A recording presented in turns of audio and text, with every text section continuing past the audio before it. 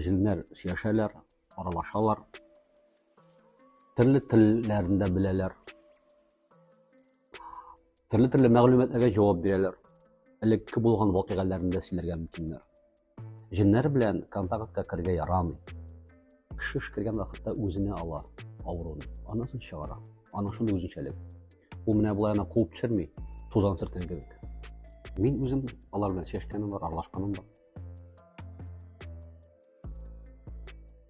Хакыйкатьтә әйе, алар космоска менәләр. Анда бит нинди нәрсә бара? Һәрбер кешенең язмышы, ягъни алдан нәрсә булачагын Аллаһ Тәгалә хәбәр бирә Җибраил алейһиссәламгә. Җибраил фәрештә сөйли фәрештәләргә, һәм соңыннан фәрештәләр берсе белән берсе сөйләшәләр. Бу кешенең шулай була икән, бу кешенең булай була икән дип. Менә шул аларның сөйләшкәннәрен җеннәр менеп тыңлыйлар. Әмма алар менүгә бер сүз, ике сүзне ишетеп өлгерсәләр, шул вакытта аларны фәрештәләр таш белән куалар. Алар шул төшкән вакытта бер сүзгә 10 сүз истәп, җөмләне кыралар да, җөмләдә дөрес сүз булырга мөмкин, әмма хакыйкатьтә ул ялган аларның сөйләүләре. Һәм алар менә шушы сихерчеләр белән эшлиләр. Ул бит күренгәнчә менә сихерчегә килгән, сихерче сорый синнән башта, әтиң кем, әниң кем дип. Ул янындагы җенгә информация бирә. Бу җен инде белә, бу кеше хакында кая мәгълүмат булырга мөмкин дип. Шушы әти әнисенең, әби бабаларының мәгълүматы белән ул шул кеше хакында булган мәгълүмат кырына менә. Шуннан соң гына ул аларны ишетеп, шуңа күрә сихерченең сүзләрендә дөреслектә булырга мөмкин. Әйтергә мөмкин, менә дөрес әйтте бит. Әмма бу җеннәрнең сүзләре белән, аларның ярдәмнәре белән куллану ислам дине буенча тыелган харам эш булып саналган күрә, аларның бер сүзенә дә әйтте пәйгамбәрбез ышанмагыз диде. Моннан 800 ел элек булган кайбер галимнәрнең китапларыннан без күрәбез, алар әйтәләр, 800 ел элек булган китапларында әйтәләр, безнең ди җеннәр белән элемтәгә кергән кешеләребез бар иделәр. Кайбер кешеләр шундый элемтәгә кергәндә алар юлларын тапканнар инде. Җеннәр белән сөйләшкән, хәтта ул безгә кирәге юк, ул безнең өчен кирәкле гыйлем түгел. Җеннәр белән контактка кергә ярамый. Алар безнең Коръән укыган тыңлап Коръән өйрәнәләр, әмма җеннәргә мөрәҗәгать итәргә, алар белән кергә элемтәгә, контактка аларга нәрсәләр сөйләргә махсус. Бу безнең динебездә тыелган. Шуңа күрә шундый кешеләр булган. Һәм алар сөйләгәннәр. Җеннәр буларга әйтәләр икән. Менә безнең шундый бер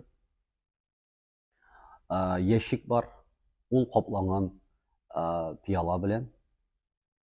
Һәм шунда бер җеннең башы барлыкка килеп, ул безгә мәгълүматлар бирә дип. Бу 800 ел элек язылган китапларда бар. Шушы фикер инде әйтергә була, аларның телевизор гына түгел. Алар теләгән сорауга җавап бирде икән, бу бит инде интернет үзенә күрә. Бу аларның алга китүе, ягъни алар фәнни яктан, алар әлбәттә алда киткәннәр, адәм балаларына караганда. Хәтта менә безнең кайбер теге НЛО, менә бу кайбер теге хәзер инде алар күренәләр, теге шундый 90нчы елларда бик актуаль булган инде ул теге шундый эшә торган аппаратлар, тәлинкә кебек балыкка килә башлаганнар иде. Менә алар да үзенә күрә шу аппаратлары, андый шу аппаратлары бездә әлегә юк. Адәм балалар әле алардан бик ерак. Аларда инде ул бар. Менә шуңа күрә шундый фикерләребез бар. Җеннәр технология яктан, ниндидер фәнни яктан, гыйлем ягыннан алар адәм балаларына караганда чыннан да 1000 елга алдан баралар. Әмма бу яшерен гыйлемне белү дигән сүз түгел. Пәйгамбәрбез Мөхәммәд саллаллаһу алейһи ва сәлләмнең хәдисе бар. Аның әйткән сүзе бар, ул әйтә: әгәр дә ди өегездә йортта җылан күрсәгез, аны үтергәнче җыланны башта әйтегез ди, Аллаһ исеме белән әйтәм, чык дип. Ни өчен? Чөнки бу сезнең өйдәге җенегез булырга мөмкин. Һәм ул җылан кыяфәтендә сезгә күренергә мөмкин. Әгәр дә аны сез үтерсәгез ди, әйтмичә Аллаһ исеменә әйтәм чык дип, бу вакытта сезгә ди бәла каза төшәргә мөмкин ди. Алар тарафыннан. Шуңа күрә бу хәдискә нигезләнеп без әйтә алабыз. Җеннәр теләсә кайсы формага керә алалар. Алар мәче булып та, эт булып та, кеше булып та, теләсә кайсы кыяфәттә адәм баласына күрергә мөмкиннәр. Алар хәтта безгә йоклаган вакытта мөселманнары ниндидер звонок тавышы чыгарып, без уянып ишек ачабыздан да бер кеше юк, намазга уятырга мөмкиннәр. Яки синең исемеңне атарга мөмкин йоклаган вакытта алар сине уяталар, кирәк вакытта, яки куркыталар. Әгәр дә син догаларын укып ятмасаң, менә әйтәләр бит, бастырылдым дип. Үзең менә үзеңне беләсең ятканыңны, уянып китә алмыйсың. Менә бу бастырылу да җиннәр басуыннан. Ни өчен? Яки синең тәһарәтең юк, яки син догасыз яткансың йокларга. Ягъни син үтәмәгәнсең пәйгамбәрнең сөннәтен. Шуңа күрә җиннәр әлбәттә менә төрле кыяфәттә күренеп, яки ярдәм итеп, яки өндәп сине хәерлегә, яки куркытырга мөмкиннәр. Бу бар. Әмма фәрештәләр күренми күзгә. Берничек тә. Җиннәр күренәләр. Шуңа күрә кемдә кемне нәрсәдер абайлады икән, нәрсәдер күрде икән, бу фәрештә түгел. Кайда хәтта әйтәләр, менә фәрештәләр килде миңа дип. Фәрештә күренми. Җин күренергә мөмкин шайтан. Башка кыяфәттә. Фәрештәне күреп булмый. Берничек тә. Дөрес, Коръәни Кәримдә дә ул бар. Әйтәләр, Аллаһ та әйтә, мин ди Мәрьям белән Гайсәне ди шайтанның кагылуыннан сакладым ди. Аларга кагылмаган шайтан. Бала тугач та, әлбәттә, һәрбер адәм баласына бер шайтан билгеләп куелган. Аның исеме Карин. Ул аның белән яшәгән вакытта үлгәнчә кадәр бергә була. Менә шул дөньяга килгәндә үк шушы шайтан аның янына килеп баса. Бала әле. Балык булмаган шайтан иналарына. Әйтәләр, шундый бар фаразлар, шушы шайтан балага ырынгач, ул җылап җибәрә дип. Но минем бу әйбер буенча икенче дә вәгазым бар. Бала ник җылый? Кризис аның. Чөнки ул 9 ай буе теге трубопроводтан гына ашап ятты да, аны кистеләр хәзер. Кризис. Нишләргә хәзер? Эшләргә өйрәнде. Әнисенең күкрәгеннән имергә өйрәнде. Шуңа күрә менә кризис башлана баланың дөньяга килгәч үк. Әмма дөрес юлны сайлый бала. Җылап ятмый һаман эшләргә өйрәнә. Шуңа күрә безнең дә тормышыбызда менә кичә әйбәт иде. Менә бүген хәл авырайды. Кичкенә баладан карагыз. Эшләргә өйрәнергә кирәк. Үзгәртергә кирәк юлны. Моннан гына булмый икән ризык. Икенче яктан ала башларга кирәк, өйрәнергә кирәк. Шуңа күрә бу үзенә күрә икенче яктан да аңлатырга була баланың җылап җибәрүен. Ул Аллаһтан соң икенче зат була. Хәтта Җибрил фәрештәләр дә аңа киләләр дуа кылдырырга. Ул гыйлемле зат була. Дөнья күкнең хуҗасы була. Җәннәтнең ачкычы аның кулында була. Гыйлем була. Әмма күңелендә тәкәбберлек барлыкка килә. Масая. Ул зур зай. Аллаһ Тәала моны сизеп ала. Моның күңелендә тәкәбберлек шире булды. Менә бу көнгә күчерсәк, безнең дә әгәр дә без тәкәбберләнсәк, Аллаһ Тәала безгә шундый вакыйга тудыра тормышта. Безнең үзебезгә үк күрсәтә безнең кем икәнлегебезне. Аллаһ Тәала җир йөзендә ярата балчыктан адәмне. Һәм бер көнне җыя бөтен күк әһелләрен, бөтен фәрештәләрне әйтә, менә мин яраттым ди, үземнең рәхмәтем белән шушы Адәм алейһиссәламне, Адәмне, сез аңа сәҗдә кылырга тиеш ди. Иблисның күңелендә тәкәбберлек бар, ул әйтә, юк, мин башымны имим. Һәм башын ими. Аллаһ кушкач та. Ни өчен ди? Чөнки ул яралган ди балчыктан, мин уттан ди. Менә бу чагыштыру да дөрес түгел. Ни өчен? Ничек инде чагыштырырга була балчык белән утны? Кайсы әйбәт дип. Менә бу инде мисал өчен ничек чагыштырырга була? Кайсы әйбәт? Укытучымы, врачмы?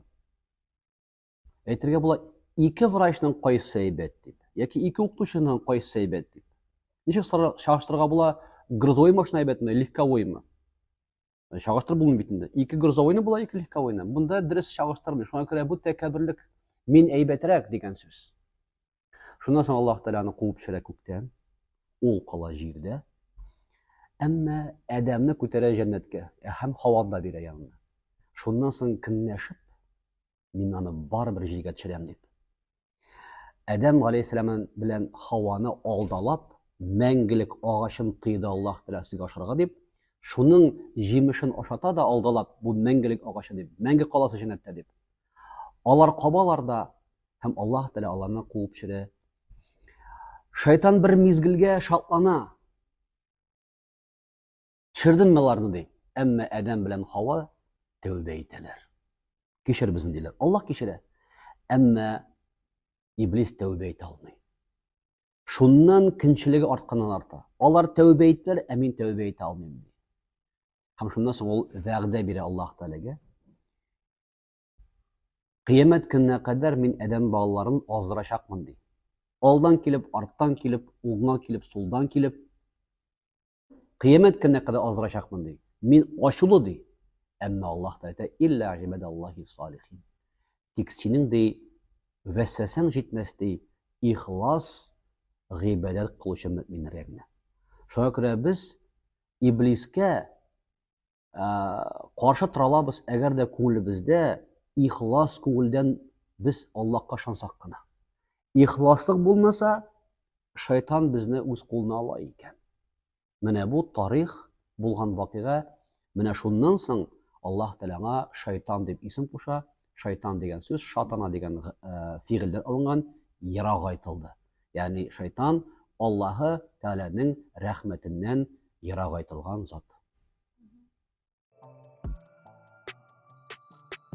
Коръәндә шундый аят бар бит, иң соңгы аят минәл җиннәти ван нас.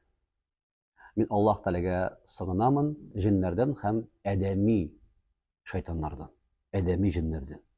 Кемнәр ул дигәндә, менә шайтанның гамәлен кыла торган кешеләрнең зарарыннан. Алар шайтан гамәлен кылар. Коръәндә шундый аятлар да бар. Ла таттабиу хутуати шайтан. Шайтан артыннан бармагыз, аның гамәлләрен кылмагыз дип. Нәрсә ул?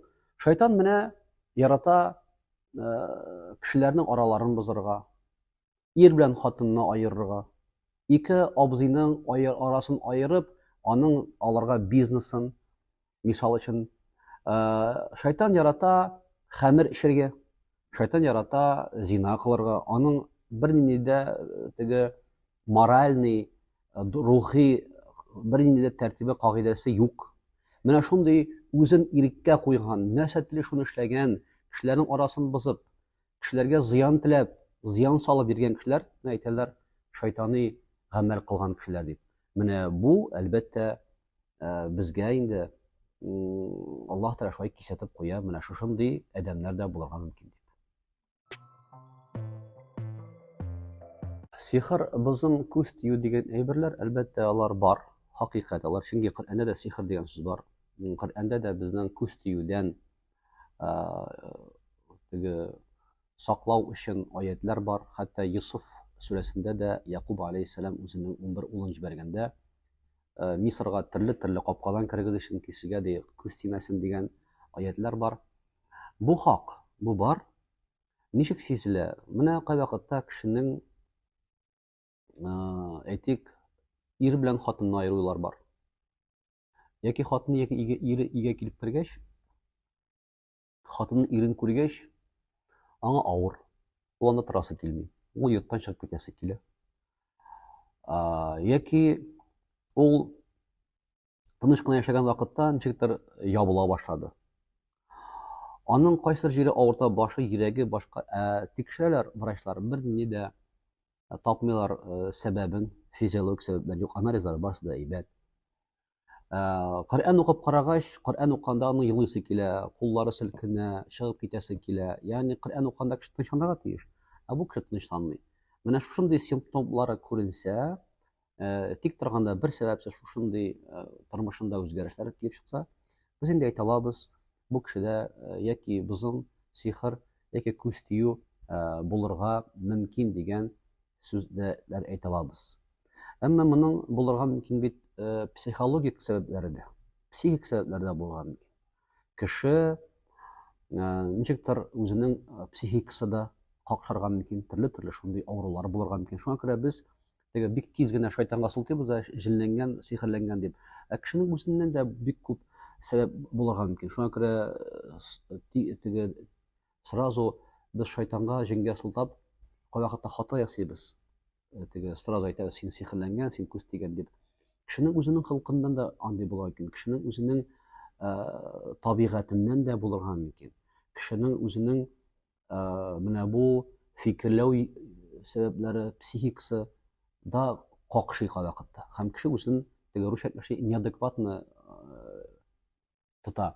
Буны шуңа күрә аера белергә кирәк. Бу нәрсә? Нидән чыкты бу? Кешенең кайвакытта бала чагыннан алган яралары, травмалар дип әйтәбез дә, лагайга чыгарга мөмкин. Мисал өчен, менә гаилә тормышы бозыла башлады дип әйтәләр. Менә без гел әрләшәбез. Әллә безне сихерләгәннәрме? Сихерләмәскә дә мөмкиннәр. Әгәр дә без карасак буларның бала чакларын, аларның иләрендә әтисенә яшәгән вакытта нинди булган яралар, ничек әтисе булган, ничек әнисе булган, алар ничек мәсьәлә чишкәннәр. Менә алар да шуны кайтаралар. Ягъни бу көзге кебек кайтарыла. Шуңа күрә теге җиннәр дә, сихерләр дә күз тию бар. Әмма бик нык кешенең психологик яраларын да бала чагында һәм аның шушы мәсьәләгә мөнәсәбәтен дә нык карай белергә кирәк. Сәбәпләр төрле булырга мөмкин. Җин керергә мөмкин. Җин керергә мөмкин. Ул сихерченең нинди ысул белән сихерләүеннән тора. Әгәр дә ул чыннан да шушы җинне кертү белән һәм үзенең шушы ысуллары белән куллана икән, сихерчеләр дә бик төрле була. Сихерчеләр бар, бик көчлеләре бар, уртача. Шуңа күрә бу булырга мөмкин. Мондый бар. Кешенең эчендәге җинне кеше белән идара итә. Раздвоение чыга да кешедә. Икеләнә. Икеләнү түгел ул. Раздвоение була, икегә бүленә аның гакылы хәтта. Кайвакытта карыйсың, ул что-то неадекватный сүзләр әйтә. Үзе бер караганда акыллы кебек. Кайвакытта ул акылына килә, кайвакытта ул үзе акылында түгел кебек. Үзе карасаң нормальный кеше. Врачлар аңа биргән мөмкиннәр диагноз шизофрения дип. Ул шизофрения булмаска мөмкин, җин булырга мөмкин. Шуңа күрә менә монда теге медицина белән менә бу өлкә туры килеп тә бетмәскә мөмкин. Җин керү бар. Аны белән шөгыльләнү, аны чыгару бар. Әмма ул бик авыр эш. Аны күп кеше булдыра алмый. Ул бик авыр әйбер. Аны булдыра алучы бер бармак белән генә санарлыктыр. Ул кешенең үзенең гыйлемле булу, эш керүче кешенең гыйлемле булуыннан, аның ихлас гыйбадәттә булуыннан, аның бу эштә нияте акча түгел, гомумән Аллаһ Тәгалә ризалыгы өчен бу эшкә ярдәм итү булса, моны эшкә башкарырга була. Ул чыннан да бар. Юк, ул бер кешегә сихер килде икән, ул аңа була инде. Әмма теге екле булган вакытта хатын-кыз сихер булса, аның тәэсире балага тиргә мөмкин. Балага тиргә мөмкин. Әмма бер кешегә дип аталган икән сихер, ул икенче кешегә зыян китерми. Алар арасында бар шарлатаннар да, анда бар актерлар да, анда бар мәзәкчеләр дә, анда бар комиклар да. Бөтенесе бар. Шуңа күрә теге һәрберсе дә моның дөрес дигән әйбер ул хакыйкатькә туры килми. Андыйлар беренчедән куймыйлар видео. Хакыйкый кем Аллаһ ризалыгы өчен эшли, ул видеога төшереп куймый менә бу социаль челтәрләргә. Куйырга мөмкиннәр икенче кешеләр, читтән килгән карап торучылар, зеваклар. Әмма ул да аңа әйтергә мөмкин, мине кирәкме реклама ясарга дип. Шуңа күрә күбесенчә мин менә бу инсценированный менә бу видеоларга ышанмыйм. Гәрчә ул шулай булса да, аның баруы шулайрак, кешеләр кычкырырга мөмкиннәр, акырырга мөмкиннәр, төрле әйберләр эшләргә мөмкиннәр. Аңа ышаган ул. Ышаган. Әмма менә шулай икән, менә бу кеше икән, менә булай эшләгән икән дип ышанырга мин бик тәкъдим итмим. Андый әйберләрне кешеләр видеога куймыйча, андый кешеләрне табып булмый әле. Шыталар менә шулай акча эшләре өчен менә аңа чыгалар, һәм менә бу кешене эзлиләр, менә бу кеше безгә кирәк икән. Бу реклама бит инде, үзенчәлекле. Һәм булырга мөмкин төрле аның фикерләре. Шуңа күрә ихлас кешене, кичле кешене аны таба алмыйсың, аны кеше аркылы табарга кирәк әле. Аны эзләргә кирәк. Алар бик сирәк, алар бик әз.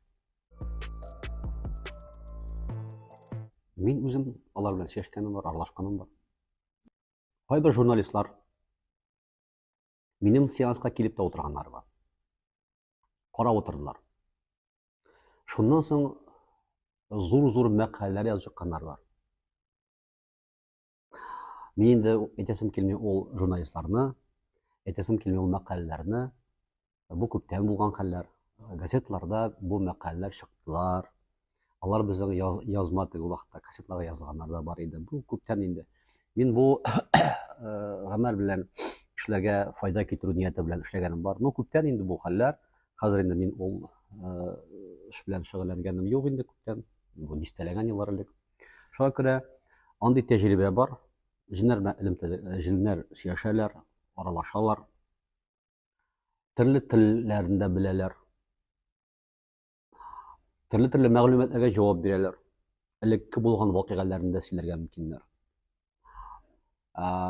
Төрле хәлләр сөйлиләр. Күбесе ялганчы, алдакчы. Аларга кытылырга кирәк. Аның белән бик нык ярамый увлекаться итәргә. Аны куркыталар, ялганлыйлар, алдалыйлар. Булар бар. Мондый әйберләр бар. Бу минем тәҗрибәдә булган бар. Күптән, бер 20 еллар элек. Кай вакытта була иде? Кай вакытта юк.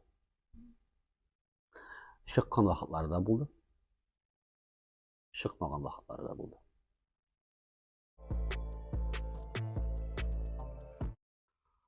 Моның сәбәпләре бик күп. Эш күрүче кешенең тора. Авыру кешенең Аллаһка ышануыннан тора. Әгәр дә авыру кеше килә икән, эш күрүчегә ышанам мин дип. Аллаһ ярдәм итми. Ышана кирәк Аллаһ Тәгаләгә, чөнки шифа Аллаһ белән кулында. Әгәр дә эш күрүче кеше әйтә икән, мин хәзер чыгарам дип, анда да Аллаһ ярдәм итми. Шуңа шундый бик нечкә эш. Анда фақат бер ихлас күңелдән Аллаһ ризалыгын эшләсәң, Аллаһ ярдәм итә. Аллаһ ярдәм итмәсә булмый ул әйбер. Монда ярамый масаирга да, монда ярамый тәкәббүрләнергә дә, монда кирәкми мин көчле, мин менә үзем дип. Бу бик шушындый ихлас эш. Кеше ихласын югалтса, бу эш барып чыкмаска мөмкин. Аннан соң бик зур эш уйнап тора тәҗрибә. Аннан соң шушы пациентның да, клиентның да иманлы булуыннан, ышануыннан тора. Монда бик күп аспектлар бар.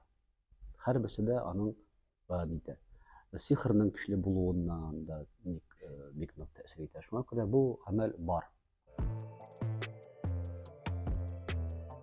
Эш кергән өчен акча алалар. Һәм аны пәйгамбәрбез үзе кушкан. Эш керү ул үзенчәлекле әйбер. Кеше эш кергән вакытта үзенә ала авыруны. Аннан соң чыгара. Аның шундый үзенчәлеге. Ул менә булай аны куып төшерми, тузан сөрткән кебек.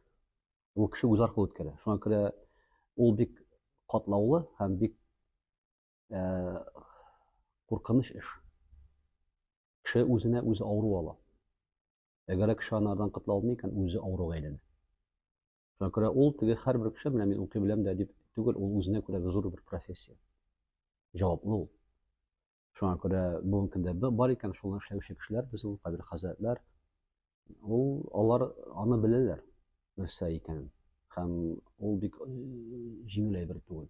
Ул җаваплы әйбер. Күрдем. Шуңа күрә мин аны инде күптән калдырдым. Ул бик күп хәлне ала, ул бик күп вакытны ала, ул бик күп синең сәламәтлекне дә ала. Шуңа күрә бу эш белән шөгыльләнергә тиеш дип әйтәсем килә. Моңа яраклы булган, Аллаһ Тәгалә шуның өчен яраткан кешеләр бар. Ул менә үзе менә тумыштан шундый ул. Анда бераз генә аю тиресе булырга кирәк. Менә без беләбез бит, элек мин беләдер идем, безнең күрше авылда яшидер әби, эшкерүче әби. Мин аны беләм үзем лично. Менә сез аларны карасагыз, эшкерүче әбиләрне, аларның характеры бик каты. Ул сине куып та чыгарга мөмкин, ул сине кабул да итмәскә мөмкин, ул сиңа каты да әйтергә мөмкин. Алар шундый каты холыклы аю тиресле. Анда син йомшак күңелле булсаң, син болай өмір сүрә алмыйсың. Менә эшкерүче әбиләрне, безнең бабайлар бар иде, эшкерүче әбиләр бар иде. Алар каты холыклы. Алар шулай Аллаһ тарафыннан яралган. Шуңа күрә һәрбер кеше бу эшне дә башкара алмый. Гысыллы, дугалы, намазлы булсаң, Коръәннәр укысаң, дугалар кыла белсәң, үзеңне хаталы эшләрдән ерак саласаң, гөнаһлардан саклап бирсәң, изге ниятле булсаң, ихлас гыйбадәттә булсаң, Аллаһ субхана ва тааля сине бу сынауга дучар итми. Сине саклый. Шуңа күрә Аллаһ та саклаучы. Шуңа күрә Аллаһ Тәгаләдән якын бул. Аллаһ Тәгаләдән ерагайма.